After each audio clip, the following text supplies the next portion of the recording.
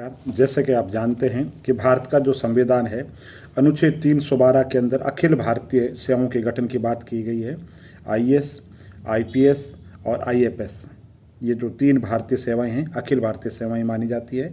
और जुडिशरी जो है, उसके लिए भी एकीकृत जुडिशरी सर्विस के लिए जब भी बात आती है, अखिल भारतीय न्यायिक सेवा की गठन की बात है। और उससे पहले मैं आपको बता दूं कि अखिल भारतीय जो न्यायिक सेवा है, उसके गठन की जो बात कही गई थी, वो बहुत लंबे समय से बात होती आ रही है। विधि आयोग ने भी ये बात कही, अभी नीति आयोग ने भी इसका फेवर किया। तो सवाल ये है कि अखिल भारतीय जो न्यायिक सेवा उसका गठन क्यों नहीं हो रहा। तो दोस्तों, अखिल भारतीय जो न्यायिक सेवा है, ऑल इंडिया जुडिशरी जो सर्विस है, उसके गठन का जो विरोध है, राज्यों के द्वारा भी विरोध किया जा रहा है। और राज्य की जो न्यायपालिका है, हाई कोर्ट और सबऑर्डिनेट जो कोर्ट है, उनके द्वारा भी विरोध किया जा रहा है।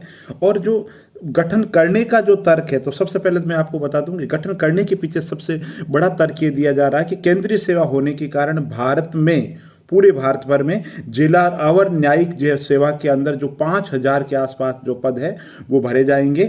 और इसके अलावा विधि आयोग ने भी कहा कि अखिल भारतीय न्यायिक सेवा के गठन से योग्यतम व्यक्ति आएंगे। और तीसरी बात ये कही जाती है कि जो वंचित समुदाय है, यानी कि अखिल भारतीय न्यायिक सेवा के माध्यम से पूरे भारत के अंतर्गत जो विभिन्न वर्ग विभिन्न कारणों से न्यायपालिका में महत्वपूर्ण पदों पर आसीन होने से वंचित रह गए हैं, उनको मौका मिलेगा अखिल भारतीय न्यायिक सेवा के गठन से। ये तो बात हो गई पक्ष में कि अखिल भारतीय न्यायिक सेवा का गठन होना चाहिए। विरोध में जो तर्क दिए जा रहे हैं, राज्य सरकारें और उच्च न्यायालय इनके पक्ष में नहीं है। तो उसके पीछे जो तर्क दिया जाता है, सबसे बड़ा तर्क है राज्यों का ये मानना है कि उनका जो प्रशासनिक नियंत्रण है ना, वो छिन जाएगा।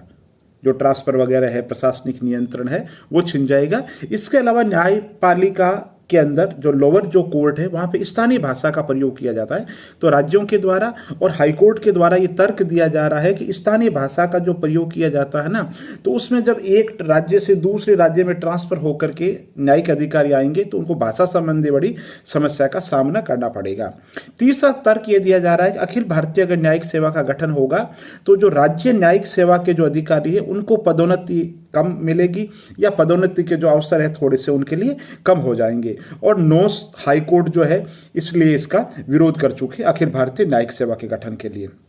इसके साथ ही कुछ राज्यों में इसलिए भी विरोध किया जा रहा है कि विशेष समुदाय, जैसे कि बात कर रहे हैं ओबीसी, तो ओबीसी के अंदर स्टेट के अंतर्गत तो वो ओबीसी कैटेगरी के अंदर आते हैं, लेकिन जब अखिल भारतीय न्यायिक सेवा का गठन होगा तो केंद्रीय श्रेणी के अंदर वो ओबीसी के अंदर नहीं आते। तो ये एक सांकेतिक उदाहरण है कि भाई राज्यों के अंदर बहुत से जो वर्ग है उनके द्वारा इसका विरोध किया जा रहा है।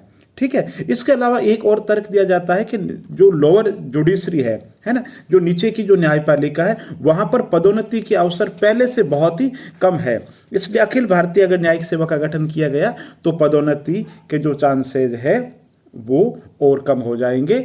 तो निष्कर्ष रूप से ये कहेंगे अखिल भारतीय न्यायिक सेवा के गठन में कहीं कोई दिक्कत नहीं है, लेकिन राज्य सरकारों को और जो हाई कोर्ट है उनको विश्वास में लेकर के एक सर्वसम्मति बना करके, एक मंथन करके अखिल भारतीय न्यायिक सेवा का गठन होना चाहिए, जिसकी लंबे समय से मांग चल रही है। और एकीकृत न्यायिक व्यवस्था की दिशा के अंदर ये प्रभावशाली कदम है, ये न्यायिक सुधार की ओर कदम है। लेकिन इससे पहले एक ड्राफ्टिंग जरूरी है, जिसके अंतर्गत अधिकांश लोगों की स्वीकृति हो। बहुत बहुत धन्यवाद।